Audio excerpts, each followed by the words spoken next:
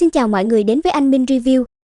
Kết thúc tập trước, ngay khi vừa đến đại hội tỷ võ, Từ Dương liền lôi cổ Triệu Thiên Huân xuống bên dưới võ đài, rồi dùng khí thế của bản thân trấn áp toàn trường ngay. Về phía Triệu Thiên Huân, đường đường là tông chủ của Thiên Vũ Tông, đồng thời cũng là đệ nhất cường giả của Thiên Vũ quận, thế mà lại bị Từ Dương lôi cổ xuống như thế, làm cho hắn mất hết mặt mũi. Trong cơn tức giận, hắn liền lấy ra Vẫn Tinh đao, đây chính là bảo đao đệ nhất của Đại Hạ Vương triều. Cầm bảo đao trong tay, Triệu Thiên Huân cũng không có nhiều lời, thân hình liền hướng Từ Dương lao tới, Vẫn Tinh đao cũng theo đó mà vung lên, chém thẳng xuống đỉnh đầu Từ Dương. Cứ nghĩ một đao này có thể dễ dàng diệt sát Từ Dương, thế nhưng làm hắn bất ngờ là khi lưỡi đao chỉ còn cách đỉnh đầu Từ Dương một tấc nữa thôi, thì hắn liền bị một cổ linh lực ở trên người Từ Dương bạo phát ra, trấn cho cả người lẫn đao bay ngược ra sau. Nhìn Triệu Thiên Huân nằm dài trên đất, khóe miệng Từ Dương hiện lên nụ cười kinh thường trào phúng nói, cường giả đệ nhất quận Thiên Vũ sao, ta rất muốn biết ai đã phong danh hiệu này cho ngươi vậy. Cũng không đợi cho tên Triệu Thiên Huân này trả lời, bàn tay Từ Dương liền vung lên, theo đó một cổ hấp lực liền sinh ra, đem Vẫn Tinh đao hút vào tay. Đảo mắt nhìn qua thanh đao này một lượt, Từ Dương biểu môi lắc đầu nói,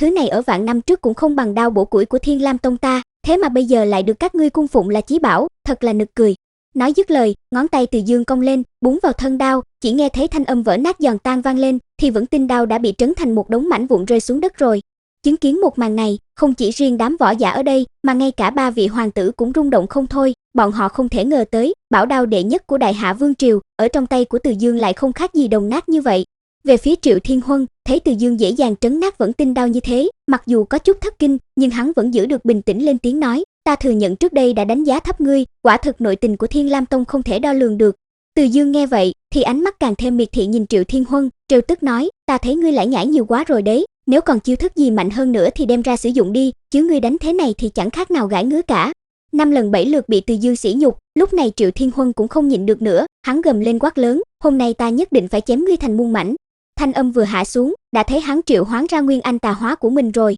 Chỉ thấy căn nguyên ma khí trong nguyên anh của Triệu Thiên Huân hoàn toàn tỉnh lại, bắt đầu cưỡng chế dung hợp với bản thể của hắn ta. Giờ phút này, hắn đã quyết định vứt bỏ căn cơ nhiều năm tu luyện của mình, muốn lấy nguyên anh tà hóa làm căn cơ để đột phá đến cảnh giới nguyên thần. Mắt thấy Triệu Thiên Huân sắp đột phá đến nguyên thần, Từ Dương cũng không có ngăn cản, vẻ mặt hắn vẫn rất bình tĩnh, bởi vì tu sĩ nguyên thần cảnh cũng không thể đem đến uy hiếp gì cho hắn được, chỉ cần một ngón tay là hắn có thể diệt được cả đống rồi. Sau một hồi, Từ Dương liền lên tiếng hỏi, đám người Lăng Thanh Thù hiện giờ còn chưa đến, chắc hẳn là bị ngươi bắt rồi, mau thả bọn họ ra, ta sẽ cho ngươi cơ hội hoàn thành đột phá rồi mới trấn áp ngươi. Về phía Triệu Thiên Huân, hắn biết đây chính là thời khắc mấu chốt để bản thân đột phá, nếu như Từ Dương xuất thủ lúc này thì hắn không chết cũng trọng thương, cho nên ngay khi nghe Từ Dương nói thế thì hắn liền đồng ý ngay, bởi vì hắn tự tin, chỉ cần bản thân đột phá đến nguyên thần cảnh, thì lúc đấy chém giết Từ Dương sẽ dễ như trở bàn tay. Ngay sau đó, hắn liền lấy ra một trận pháp phong ấn, tức khắc trận pháp này nhanh chóng phóng to lên, mà ba người Lăng Thanh Thù thì đang bị nhốt trong đó. Nhìn ba người đang bị trận pháp vây khốn, Triệu Thiên Huân cười lạnh nói, Từ Dương, đợi ta đột phá đến nguyên thần,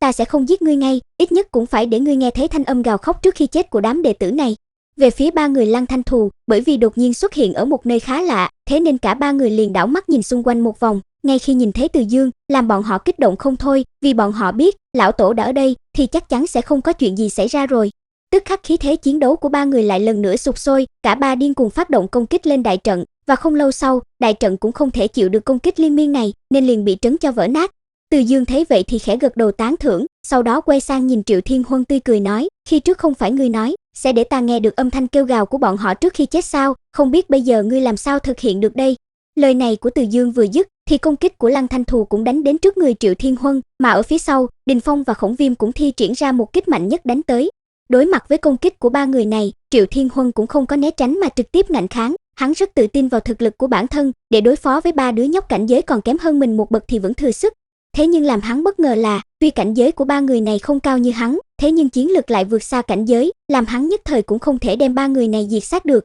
Nhận thấy nếu cứ kéo dài như vậy, rất có thể bản thân sẽ mất mạng tại đây, thế nên Triệu Thiên Huân liền dồn toàn lực đánh ra một chưởng. Cảm nhận được lực lượng của một chưởng này, làm cho sắc mặt ba người Lăng Thanh Thù đại biến, bởi vì bọn họ nhận thấy, cổ lực lượng này đã vượt qua khả năng ngăn cản của bản thân rồi. Không những thế, do tốc độ của một chưởng này quá nhanh, thế nên lúc này cả ba người cũng không thể né tránh được, chỉ còn đúng một cách là trực diện ngạnh kháng mà thôi. Thế nhưng đúng thời khắc nguy cơ đó, thân thể Từ Dương như quỷ mị, trong chớp mắt đã xuất hiện chắn trước mặt ba người. Không chút do dự, một cổ lực lượng không thể chống lại liền được Từ Dương đánh ra, thoáng cái đã đem toàn bộ sân thi đấu bao phủ lại. Ngay sau đó là một tiếng nổ rung trời vang lên, bụi mù bay loạn khắp nơi, mãi cho đến khi bụi mù tiêu tán, thì đã thấy sân thi đấu bị đánh lõm xuống thành một cái hố sâu, mà ở dưới đó chính là thân thể của Triệu Thiên Huân, không rõ sống chết. Nội dung của tập này đến đây là hết rồi, để biết số phận của Thiên Vũ Tông sẽ đi về đâu thì hẹn gặp lại mọi người trong tập sau nhé.